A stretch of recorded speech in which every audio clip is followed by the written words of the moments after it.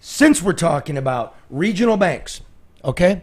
Regional banks, commercial real estate, high interest rates, big costs for construction. When you raise the interest rate, you always put pressure on banks. So now what we got, I want this. I want Professor Pinko and Periwinkle the capitalist.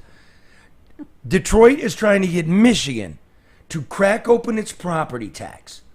Okay? Headley, as you know. And what we're going to do, led by Detroit, is we're going to triple the tax on land and cut the tax on the structure by 30%.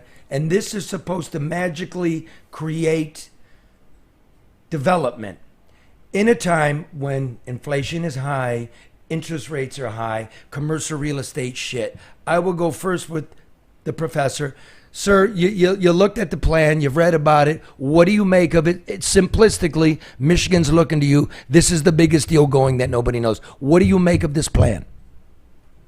This is a way to distract people from the fundamental problem of urban systems depending on the property tax. By fooling around with whether you're going to base it on the land or the structures on the land as well as the land, you distract people from what the obvious problem has been for decades. We have what we call a property tax, but we do not, in fact, levy that tax on the most important property that rich people have. We put the tax on land and buildings. And you know what we don't put the property tax on? Stocks and bonds. Why in the world call something a property tax when you take the property that the rich people have the most of?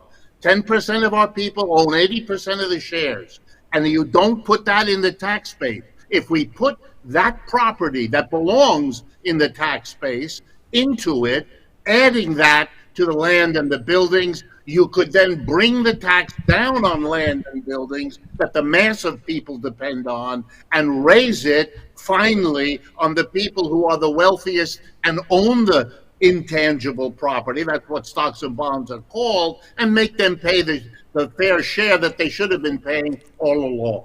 Perry, what do you, The stocks and the bonds are used to support businesses that provide work and employment and productivity for the nation. So what about the tax plan? I know they pay tax on their profits. This new. What do you think about uncapping Headley? This is I know I surprised you. Talking about that.